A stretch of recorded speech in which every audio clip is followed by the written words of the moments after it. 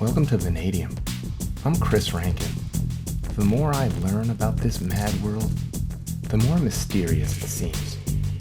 History has been made by some amazing and interesting characters, a fair share of them totally crazy.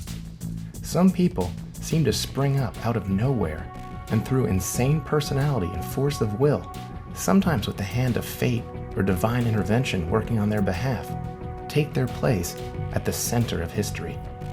Don't believe anyone who tells you dreams don't come true and amazing things don't happen in this world. Rasputin's story seems stolen out of epic fiction. He was someone born into the depths of peasantry, only to end up with a prominent seat in the Russian royal palace, making decisions for one of the most powerful nations on earth, and eventually steering it toward revolution. Rasputin did the impossible through force of his intellect, his ideas, and his personality. He was a holy man and prophet to some, and an insane, lecherous, womanizing occultist to others. He was loved and hated, had adoring fans and followers, and mortal enemies. The only thing people who knew him could agree on is that Rasputin was certainly insane. Like a character from an epic novel or movie, Rasputin came from nowhere, from nothing, to change the world. His life was fantastic enough, but his death seems like something fetched out of a sci-fi or horror movie. Some have claimed he had supernatural powers and possessed knowledge from the other side, and that's how he was able, as one man, to change Russia and the world. The life and death of Grigori Rasputin is steeped in myth and mystery. He's a larger-than-life figure in Russian tradition. Even though he was an uneducated peasant, the shadow he cast over world history is rivaled by very few world leaders. He was a mystic, a faith healer, a sexual deviant, a renegade monk, and an important political operative. Looking at the life of Rasputin, I can almost feel the magical element to the story. Somehow, one man from total poverty, without any power or connections, took over Russia. Historians are still not settled on how exactly it all happened. Strangely enough, it seemed Rasputin's reign in Russia started because he seemed to understand the new wonder drug of the time, aspirin, better than the trained doctors. To this day, no one can explain Rasputin's impossible, ahead-of-his-time knowledge about the subtle pharmacological and chemical properties of aspirin. Russian author Dostoevsky described Grigori Rasputin, writing, "The holy man is he who takes your soul and will and makes them his. When you choose your holy man, you surrender your will. You give it to him in utter submission, in full renunciation." He was born in a small village in western Siberia in January of 1869 to a peasant family. Rasputin had an interest in religion and the natural sciences at a very early age, and even as a young man, developed a reputation in his village for mystical abilities. According to historian Douglas Smith, Rasputin's young life is a black hole about which we know almost nothing. Historians do agree, however, that like most Serbian peasants, including his mother and father, Rasputin was not formally educated and remained illiterate into his early adulthood. Local archival records suggest that as a young man, he was a bit of a troublemaker. There are accounts involving drinking, theft, and defying and disrespecting local village authorities. In 1897, at age 28, things started to boil over for Rasputin. He seemed to go through a spiritual and personal metamorphosis. Some accounts claim he underwent a religious epiphany and left his village to go on a pilgrimage. According to other sources, Rasputin left the village to escape punishment for his role in horse theft. Some historians claim he was running away from his marriage and children and after a young student named Milady Zabarovsky. The legend is that he had a vision of the Virgin Mary, who told him he needed to travel the world and search out its calling. Whatever his reasons, Rasputin walked away from his old life. He was 28, married 10 years with an infant son and another child on the way. According to Douglas Smith, his decision could only have been occasioned by some sort of emotional or spiritual crisis. Rasputin wandered the Russian countryside and visited various monasteries. In 1897, he finally found a place that inspired him, St. Nicholas Monastery in Verkhoturye. This is the place that Rasputin said transformed him. There, he met, and as he put it, was profoundly humbled by a starets or elder known as Mockery. Rasputin spent several months at Verkhoturye, and in that very short period of time, he learned to read and write. He returned to his village a changed man, looking disheveled and behaving very differently. He became a vegetarian and prayed and sang throughout the day and night. Rasputin spent the following years as a stranik, or holy wanderer, leaving his village for months and even years at a time to wander the country and visit holy sites. By the early 1900s, Rasputin had developed a small circle of followers, primarily local peasants, and they met in a makeshift chapel on the outskirts of the village. The group held secret prayer meetings there. These meetings were the subject of considerable suspicion and hostility from the village priests. There was a rumor that his female followers were ceremonially washing him before each meeting. The group chanted and sang strange songs that divided the village into two camps, one that loved Rasputin and the other that wanted him burned at the stake. Word of Rasputin's charisma and exploits began to spread in Siberia during the early 1900s. During 1904 and 1905, he traveled to the city of Kazan, where he acquired a reputation as a wise holy man. People started to think of him as someone who could ease or even resolve their anxieties and spiritual crises. Despite his strangeness and prevailing gossip that Rasputin was having sex with some of his female followers, he ingratiated himself with church officials. Archimandrite Andrei and Bishop Christanos. These men presented him with a letter of recommendation to Bishop Sergei, the rector of the St. Petersburg Theological Seminary. These high-level Russian church officials arranged for Rasputin to travel to St. Petersburg to meet the bishop. Upon meeting Sergei, Rasputin was introduced to other church leaders, including Archimandrite Theophan, inspector of the Theological Seminary. He was very well connected in St. Petersburg society, and even close to the Tsar and his wife. Theophan was so impressed with Rasputin's intelligence, charm, and insightful wit that he invited him to stay in his home. Theophan became Rasputin's most important and influential friend in St. Petersburg. He helped him get into the influential salons where the aristocracy gathered for religious and philosophical discussions. Through these meetings, Rasputin attracted some prominent admirers and followers. Alternative religious movements, such as spiritualism and Helena Blavatsky's theosophy, had become popular among the St. Petersburg aristocracy before Rasputin's arrival, and many in the upper crust were already very curious about the occult and supernatural.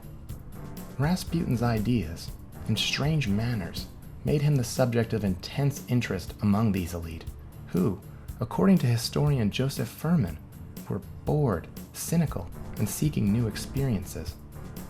Through a series of coincidences, word of Rasputin spread to Tsar Nicholas and his wife, the Tsarina Alexandra. During the summer of 1912, their son Alexei, a hemophiliac, developed a hemorrhage in his thigh and groin after a riding accident. Nicholas and Alexandra brought the best doctors and spared no expense to save their son. The doctors just couldn't seem to stop the bleeding. Not only that, the doctor's treatment seemed to be making the problem much worse.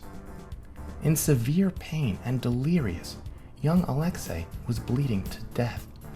The Tsar and Tsarina became desperate. So desperate that one night they called in a wizard. The royal family sent for Rasputin. Rasputin reassured Tsar Nicholas and Alexandra, saying, "God has seen your tears and heard your prayers. Do not grieve. The little one will not die. But do not allow the doctors to bother him too much." Rasputin ordered the doctors away and controlled Alexei's bleeding by stopping the administration of aspirin. The doctors had been giving him high doses to relieve pain. Aspirin is great for pain relief. However, that isn't the only thing it does. For a while, until the 1950s, aspirin's blood-thinning, anti-clotting effects were mostly unknown. Well, fortunately for Alexei, they were known to Grigori Rasputin. After his first session with Alexei, the bleeding just stopped and the boy quickly recovered. Tsar Nicholas, and especially the Tsarina, were amazed. They immediately enlisted the services of Rasputin as a close family advisor. Dr. S.P. Fedorov, one of the physicians who attended Alexei, said at the time, the recovery was wholly inexplicable from a medical point of view. Later, Dr. Fedorov admitted that Alexandra couldn't be blamed for seeing Rasputin as a miracle man. He said Rasputin would come in, walk up to the patient, look at him, and spit. The bleeding would stop in no time. How could the Empress not trust Rasputin after that? Well, doctor, you could have stopped poisoning her hemophiliac son with aspirin. That would have stopped the bleeding and gained their trust. No spitting necessary. The good folks in white lab coats at the time were doping up hemophiliacs with aspirin and not understanding why some of them were bleeding to death. These doctors were treating the royal family. They were considered the best of the best, and they were all dead wrong. Good thing nothing like that could ever happen today. The imperial family's belief in Rasputin's healing powers brought him considerable status and power in Russia. The Tsar appointed Rasputin his lamplighter, a prestigious position that charged him with keeping the lamps surrounding the religious icons in the palace. The role granted him regular access to the palace and royal family. Rasputin used his position to full effect, accepting bribes and sexual favors from admirers and expanding his spiritual and metaphysical practices in order to gain political influence. Rasputin soon had the confidence and loyalty of the Russian royal court, and there were other privileges that fit well with his personal appetites. Tales of Rasputin's sexual exploits began to spread into his time with the royal court. His eccentric behavior, like drinking heavily and frequenting brothels, was seen to clash with the standard of religious piety. Because of his constant presence in the royal court, whispers grew that Rasputin was acting as a puppet master over the royal couple. Tsarina Alexandra's growing dependence on Rasputin's counsel only helped to fuel the rumors. In addition to spiritual guidance and medical help, the mad monk sometimes offered the Russian royal family military advice. However, Rasputin's ideas never proved beneficial for the Russian army or Tsar Nicholas personally. In fact, in 1915, Rasputin convinced him to leave the safety of the palace and take personal control of the army. The Tsar became the target of blame for Russia's battlefield defeats. Meanwhile, with the Tsar Nicholas away in a war zone, a vacuum of leadership was filled by his wife, the Tsarina. This is where Rasputin reached the height of his powers as her most trusted advisor. She listened to every word he said. Many considered him to wield all the power in Russia during this period. Rasputin wasted no time in appointing his own followers to prominent positions in the royal court and Russian government. Rasputin soon became a controversial figure. He was accused by his enemies of religious heresy and exerting undue political influence over the Tsar. He was even rumored to be having an affair with the Tsarina Alexandra. Opposition to Rasputin began to grow within the church. In July 1914, a 33-year-old peasant woman named Gianna Juseva attempted to assassinate Rasputin by stabbing him in the stomach outside his home. When asked why she'd attacked him, she reportedly claimed because he was the Antichrist. Rasputin was seriously wounded in the attack, and for a while it wasn't clear if he would survive. After surgery and considerable time in the hospital, he eventually recovered. His assassin, Juseva, was found innocent in court by reason of insanity. However, a few years later, death would pay another visit to Rasputin. Fearful of Rasputin's growing power and influence, a group of nobles, led by Prince Felix Yusupov, the husband of the Tsar's niece, and Grand Duke Dmitry Pavlovich, Nicholas's first cousin, lured Rasputin to Yusupov Palace on the night of December 29, 1916. Yusupov claimed to have invited Rasputin to his palace to meet his wife, Irina. It was rumored that he had the hots for her, but she was actually away at the time. First, Rasputin's assassins gave the monk food and wine laced with a large amount of potassium cyanide. To Yusupov's astonishment, Rasputin appeared to be totally unaffected by the poison. He just found the cakes and wine particularly tasty and thanked his poisoner for the hospitality. When he failed to even react to the cyanide, Yusupov took out a revolver and pointed to a crucifix in the room. He told Rasputin that he'd better look at the crucifix and say a prayer. He then shot him multiple times at close range. One of the shots hit him directly in the forehead. Then he left Rasputin for dead. Hours later, however, Rasputin somehow revived spontaneously and attempted to escape from the palace grounds. He didn't get far. Yusupov and the other assailants shot him again and beat him until he was unconscious. Finally, they bound Rasputin, who was still somehow miraculously alive, and tossed him into a freezing river. According to Yusupov's memoir describing the murder, the devil, who was dying of poison, who had a bullet in his heart, must have been raised from the dead by the powers of evil. There was something appalling and monstrous in his diabolical refusal to die. Rasputin's body was discovered several days later. There was reportedly water in his lungs when his remains were found, indicating that he had finally died by drowning. The two main conspirators in his murder, Yusupov and Pavlovich, were exiled from Russia. Not long after that, the Bolshevik Revolution put an end to Russia's imperial era. Tsar Nicholas and Tsarina Alexandra were murdered by insurgents, and the long reign of the Romanovs was over. A few years before his death, Rasputin was quoted as saying, "When the bell tolls 3 times, it will announce that I've been killed. If I am killed by common men, you and your children will rule Russia for centuries to come. If I am killed by one of your stock, you and your family will be killed by the Russian people. Pray, Tsar of Russia, pray." It's spooky how he made that prediction about the fallout of his death. The man's story is eerie, from the mystical origins to the macabre and brutal ending. Rasputin has fans across history and popular culture.